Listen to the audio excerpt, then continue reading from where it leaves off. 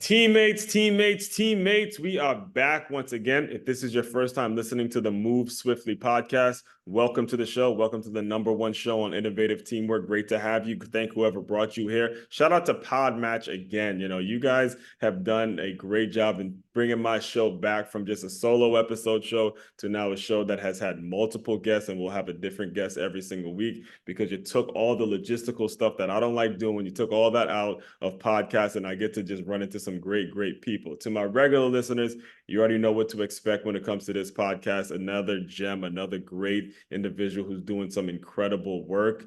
Look, Danny, I'm listening. I was listening to you while I'm here at school because we're in the summer, we're a year-round school, and there's so many things that we as a staff need to do to improve our education system. And I was actually just talking to a colleague because we were listening to you, like, man, he is hitting on all cylinders, Started out, teaching in the inner city in Los Angeles, correct? And you developed a love for just education and fixing issues and so many things. So before I make the intro too long, can you just kind of introduce yourself, and then we'll kind of just get into your story and how we can work together, how I can support the things you're doing. So the floor is yours, man. I'm actually much more interested in you, Aswan. Man, you've done like 750 of these. It's unbelievable. You're having guests now. And I'm like, why is he having guests? I actually just love listening to you. So, my name is Danny Brassell. My last name's really easy to remember how to spell. It's spelled like Brassell. No, I never took any grief over that as a child. And I'm on a mission to bring joy back into education and the workplace. And like you said, I've spent the last 30 years in education, mostly in the Compton and Watts area of South Central Los Angeles. And I just love I totally love working with educators like you that are dedicated to improving our education system. I mean, I'm going to be on my soapbox until I see every kid has a fair opportunity. And going around this country, I can tell you it's just not happening yet. Yeah, so let's get right into one of the main things that you offer, because the school that I'm at, it's called the Center for Creative Education. And what we do is we use arts to integrate the kids to make it so they actually enjoy the learning activities. And we monitor these literacy rates really carefully, to the point where we've actually held back second graders to make sure they're on reading level before we let them move up a grade. And you have a system in place that makes it so the kids actually enjoy reading. So when I heard that, I thought of myself, because my father did everything, and I was a former football player. Again, I know you're a avid sports fan as well. He did everything in his power to make me like reading, and I hated it. So by the time I graduated college, I actually read my first book. It was Lou Holt's Winning Every Day, and I have not been able to stop reading ever since. I wrote 5 books. I mean, to the point where I've become an avid reader, because I'm like, here's this old white guy that I'm thinking just like. You know what I'm saying? Like, I'm a black guy, and there's an old white guy, and we love the game of football the same way. And I realized, like, this was 22 when I graduated from college. I'm like, man, how many times have I been missing out on things by not picking up a book and not reading? So, like, when it comes to your system, I'm going to get to a question, so I'll get on my tangent. When it comes to your system, when it comes to how you develop your system and make it so kids enjoy reading, just kind of go in on that a little bit, and talk to people. You hit a lot there, Aswan. Well, first of all, I love your school, because I've never seen that inspirational teaching movie where they say, he went into the inner city and he inspired his students by using the state's mandatory scripted reading program. I've never seen that movie. I've seen plenty of movies where people use art and music and writing to get kids excited, and it just kills me that you weren't a reader, and I wasn't a reader as a kid either. And the reason is, for some reason, the school systems think that it has to be like what they call important reading. I find American schools do an adequate job of teaching kids how to read. But the question I always ask people is, what good is it teaching a kid how to read if they never want to read? I teach kids why to read, because I've never had to tell a kid, go watch TV. I've never had to tell a kid, go play a video game. And I never want to have to tell a kid, go read. I want them to choose to do it because they love it. And I love that book by Lou Holtz too. I mean, I'll read any kind of football book, but Winning Every Day it's hilarious. He's a fantastic speaker, and you see it in his writing. But wouldn't it have been great if some teacher in high school, instead of assigning a separate piece by John Knowles, said, hey, what do you want to read as well? Oh, you want to read some football books? Well, here's a book on Lamar Jackson. Here's a book on Tom Brady. That's what it. When I was in high school, I had a teacher and she made us read The Scarlet Letter by Nathaniel Hawthorne. And no offense to the Nathaniel Hawthorne fans out there, the book is about Hester Prynne and she commits adultery, so she's forced to wear an A on her chest. And I raised my hand and I asked my teacher if I could wear a B on my chest because I was so bored reading that book. And Yeah. the happiest day of my life, besides my wedding day, was when I got my PhD. My wife asked, "Why are you so happy?" I'm like, "Because from now on, I pick the books." And that's really the first strategy for everybody listening there is, let the kid choose what they want to read. I mean, it doesn't matter if you read James Joyce or James and the Giant Peach. People who read more read better. The little boy who only reads Captain Underpants is going to be a better reader than the little boy who refuses to read anything. Captain Underpants is the gateway drug to Shakespeare, but you got to get the kid hooked first. I mean, when I was teaching second grade, I had a little boy, Kiara, and Kiara's first grade teacher told me, "Kiara don't know nothing." I'm like, "Well, thank you for that." Well, Kiara, who don't know nothing, comes into my class one day. He's like, "Hey, Mr. Stell, you see Barkley last night? He had 18 points and 16 boards." I'm like, "Thank you, Kiara," because from that point forward, every day after lunch, I'd sit Kiara on my lap and we'd read the LA Times sports page. And guess what, Aswan? By the end of the year, Kiara was one of my best readers. I mean, no, he wasn't reading like this highbrow literature, but he had gotten interested in reading through sports. And I know that's going to transfer into the reading he's forced to do the rest of his life. So that's a very long answer to a short question. Well, it's very important that you said that, because one of the things I actually do talk about in my latest book, Transferring D1, is the source in which the material is coming from. So my senior year, we hired a brand new basketball coach. His name was Mike Hibbs. And he would, again, this is a literature teacher talking to, the majority, we were football players. We're like, all right, we'll read this book. But he would stop at this book named Invisible Man, Ralph Ellison. And he looks at us, "You guys are not ready for Invisible Man." I'm like, you a basketball coach, man. What are you getting out of this Invisible Man thing? So he was strategically, didn't he let us? So one of the things he actually did, and here's another point for you educators listening, you got to give a little bit. So he helped us with our college essays, right? He had us write the college essays, and then he helped us as we reviewed our college essays before we applied to college. So we trusted Mike Hibbs. We trusted him a whole lot more. And then by the time we got to Invisible Man towards the end of the year, we were hooked in to what he was talking about. Now, it's a really difficult book to read. It's old English text.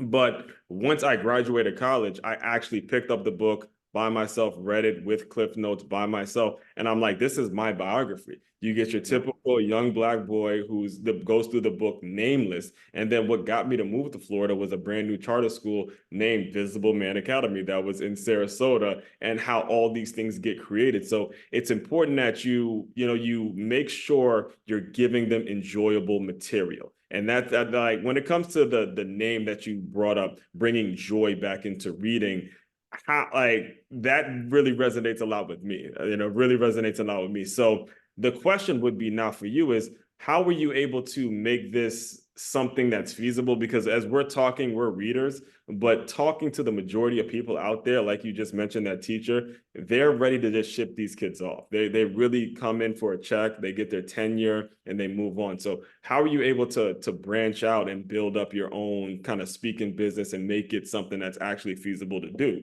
Well, you I'm already curious. hit upon a whole bunch of things, Aswan. I mean, I was doing a Nigerian podcast the other day, and the Nigerian school system is still based on a British model, and so the kids are forced to read like, Emily Bronte and Jane Eyre and Charles Dickens. And no offense to those, I mean, those are great, but I thought, wouldn't your kids respond better to like a Nigerian author like Chinua Achebe, where you're Right. reading things fall apart and the kids can relate to those experiences? I mean, when I was teaching middle school in the hood, I was very blessed because I taught eighth grade special ed, which wasn't special ed. It was 16 boys that nobody else wanted to teach. 8 African American, 8 Latino, and if their life wasn't miserable enough, they got stuck with the white dude as the teacher. And fortunately, there's a great author from our hood named Walter Mosley, and he's got this great book. He's got lots of great books, but one of the ones I loved using with the fellas was called "Always Outnumbered, Always Outgunned." And so I'm forced to teach these kids like Romeo and Juliet, and they're not interested in Romeo and Juliet. So what Mhm. we do is we read Always Outnumbered, Always Outgunned. I say, you see, these gangs, it's the same as in Romeo and Juliet, where you got the Capulets and those are just, and the reason they're talking funny, that's just their street slang, the way they talk. And all Mhm. of a sudden now the guy is like, oh, Right. oh, I get that. And so now they have something to go on. You can relate. I mean, it should be something relatable. We teach so much stuff in school that kids don't understand why we're teaching. I mean, America's crazy. We teach Right. kids calculus, but we don't teach them how to balance a checkbook. And I'm Yeah. not saying calculus isn't important, but I think it's very important to learn how to balance a checkbook. That's how you're going to use math all the time. Same Mhm. thing with reading is I want to show. I was speaking at an event, and the speaker before me was Tony Dungy, Super Bowl winning coach. He's a fantastic speaker. I love Tony. And I could have kissed him because we were speaking to 1,000 of the best high school football players in America. And he said, you know, how do you make the NFL?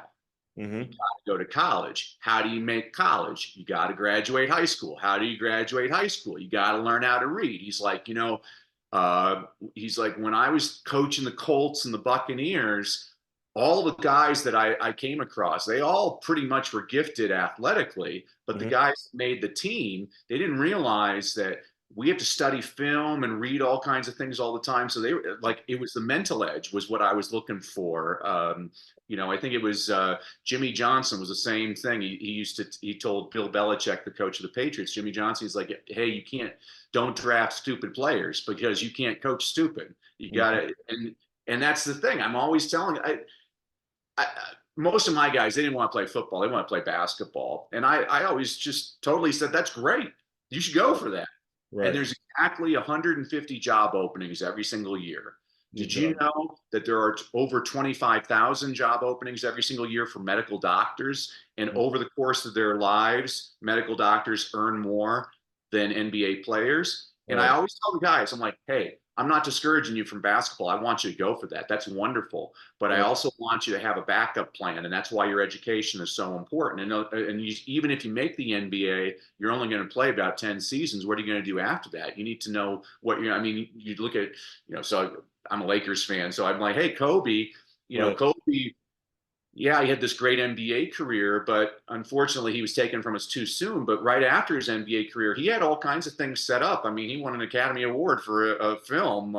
He had all kinds of different business ventures that he was pursuing, and so I think that's really important to show kids how am I going to use this. And that's the thing with reading. We teach kids literature, but I'm like, I think it's more important to teach a kid how to read. Like a college application. Exactly. It's a different type of reading than reading, flowery language written by Dostoevsky. And I'm not putting that down. I'm just saying it's not as practical as, job applications and, how to program the equipment you have in your house, all the technological equipment. So Mhm. I think that's where we're falling short. And I really, there's fortunately there's people like you, there's schools that are popping up where they're attacking it from a different way, and that's great. I mean, I was interviewed the other day and somebody asked me, what do you think, public schools or charter schools? And my answer was yes. And she said, well, what do you mean? I'm like, well, some kids public schools for them, some kids it's charter school, some kids it's a vocational school, some kids it's homeschool. I used to have 33 students on average in my classroom. And I can tell you this as one, all 33 of them had different types of motivation. And I'm always trying to figure out what's the fuel for each student. That's what I loved about teaching. It's the challenge and the opportunity every day. What sort of pushback did you receive from superiors, though? Because one of the things that actually does really bother me, especially because we're talking, especially since we're talking basketball, LeBron James opened up a school, right? He opened up a school. You can't name one other athlete that has opened up a school and has doing the community work that he's doing. Yet the conversation, the national media is pushing, is he the GOAT? And then what they're pushing is, oh, well, the school's failing in reading scores. They're pushing all sorts of things that make it look like the school is, as opposed to just saying, hey, look at what he's doing for the community and figuring out how we can help. So as I'm listening to you, I'm picturing that person who is that kind of that superintendent who is there for their check. They see what you're doing. They're like, hey, Danny, come on. You're making us, you're making us look, you're making me feel a little threatened. So how do you deal with the folks like that that are looking at you like, look, all right, that's you, and we're just gonna leave it alone? Yeah, I mean, haters are gonna hate. I mean, I have a file. I was fired 28 times. I'm serious, 28 times. I have a You mouth. serious? And when a person is telling me something, I'd go to superintendent meetings and everything, and I'd always say, if the answer to my question is not because that's what's best for this kid, Hmm. why are we doing it? It's a very intimidating question to most people. I teach all my students to ask the Wow. question, why? Why?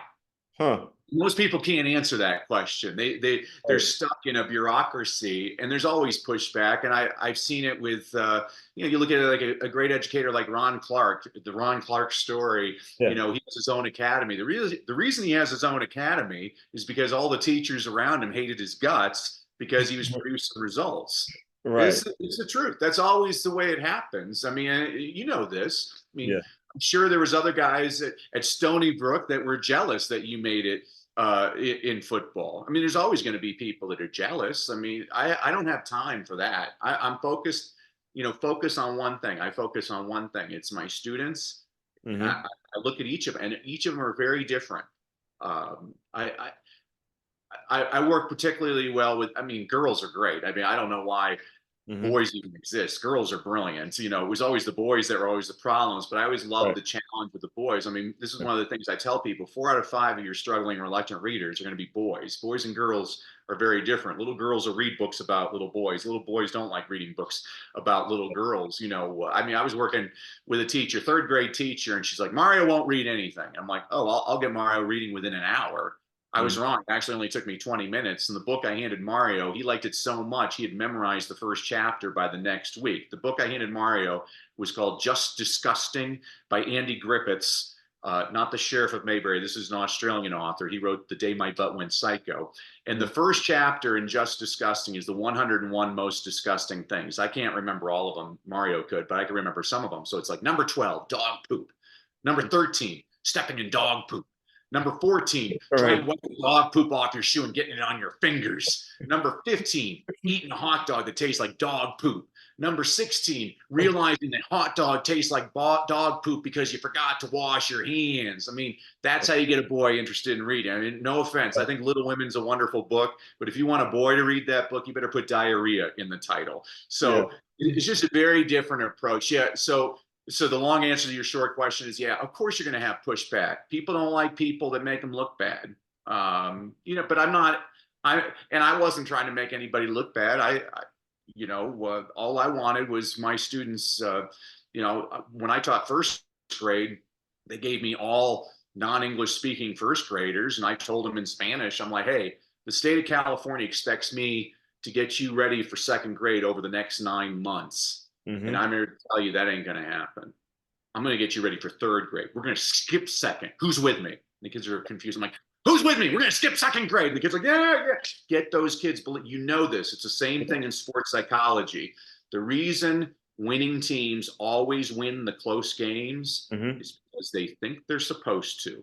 Get your kids thinking they're supposed to succeed, and they will succeed. Yes, and it's also important to mention too, because like you, I coach high school and I'm middle school, and I'm dealing with the younger kids. When you're talking elementary school kids, they are sponges, guys. They are sponges.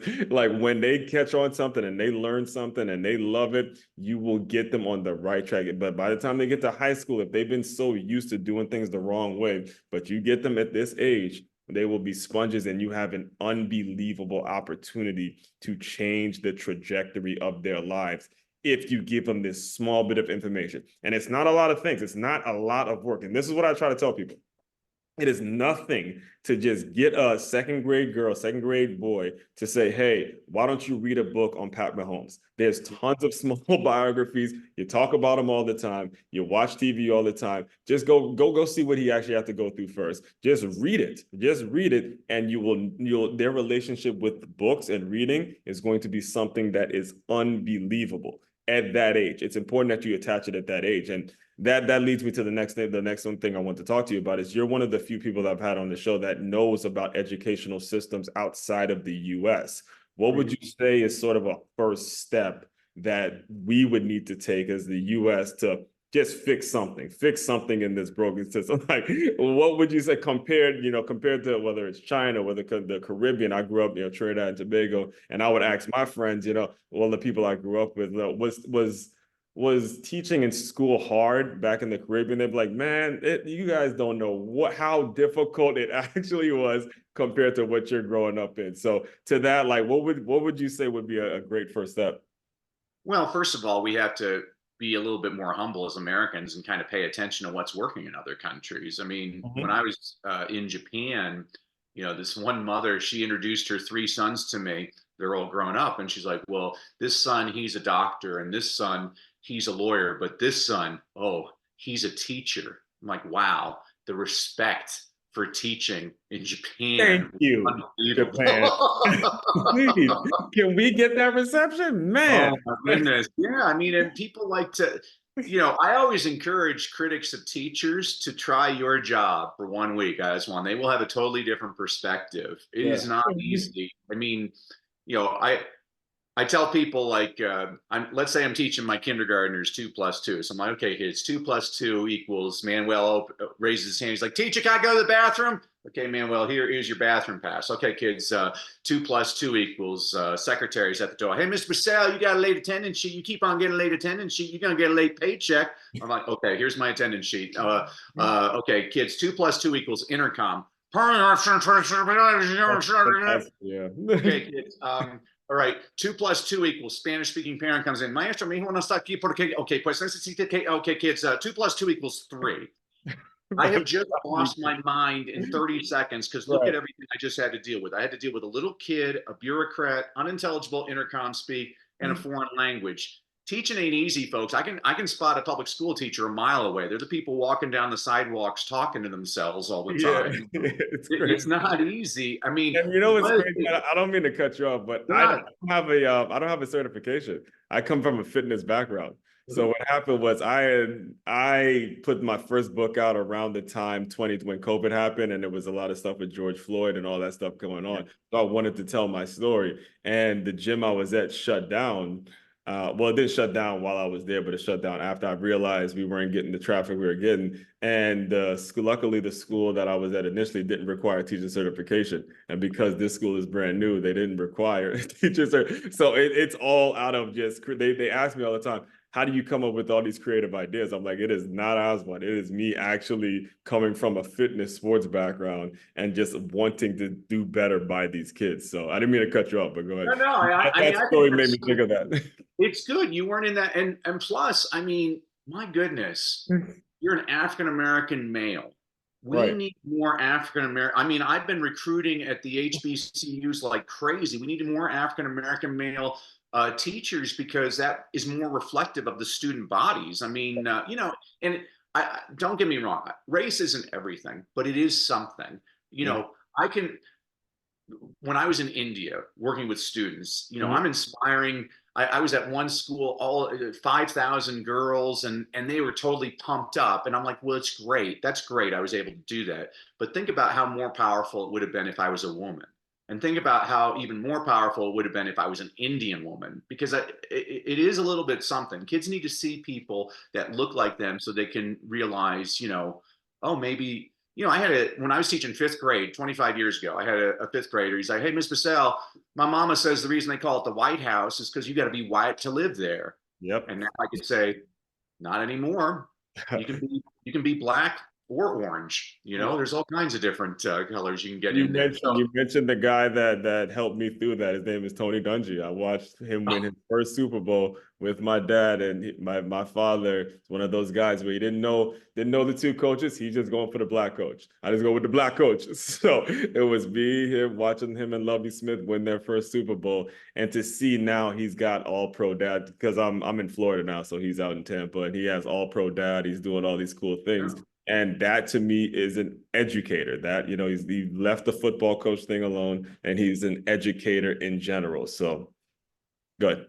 Yeah, that's what we need. We need a lot. I mean, plus even just dudes at elementary school. At most guys, they teach middle school and high school. But again, you already hit the nail on the head. Is like the reason I love teaching, I started off as a high school teacher. I went from high school to middle school to upper elementary to lower elementary to pretty soon, instead of preparing students for college, I was coming home with snot marks all over my pants from my little ones hugging me all day.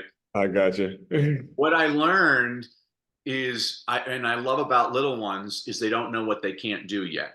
Right. And that's what's all, I mean, my kindergartners would go to bed with their backpacks on. They were so excited to come to school the next day. My eighth graders were thinking of ways to get sick. What happened in those 8 years to get that kid to hate school so much? I mean, if I'm doing my job, my kids should be showing up at 6 in the morning, banging on the door. They're so excited to be there, and they should be in tears when they hear that final bell ring at the end of the day. I mean, I want, and this is, I love that you came from the fitness background. Get those kids up and moving. That's how you learn anyway. You don't learn by sitting on your. It's actually when I'm speaking at a teacher conference for a full day to teachers.